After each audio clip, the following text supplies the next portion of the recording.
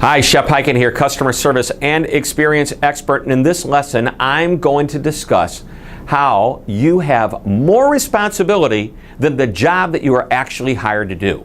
Whether you realize it or not, everyone has at least two jobs or responsibilities at work. The first is to do the job that they were hired to do. The second is to take care of the customer. Simple concept, but let's elaborate.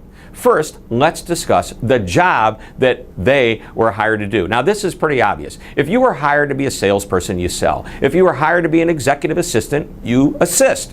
You might be in the manufacturing plant or the IT department. When you're hired, you know the role that you play in your company.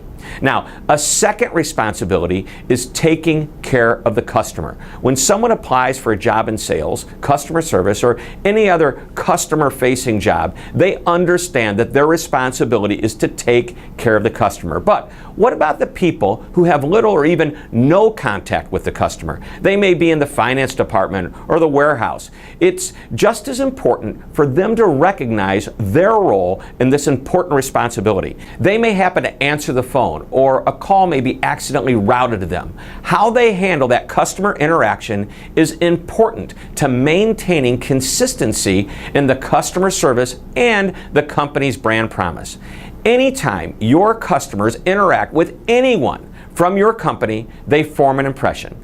At that moment, the opinion that the customer has of your company may rest on that one employee's shoulders. It doesn't matter if that employee is on the front line and supposed to have the contact with the customer, or if that employee is behind the scenes and just happens to get the call. The customer is not only going to form an opinion of the company, but potentially the other employees of the company as well.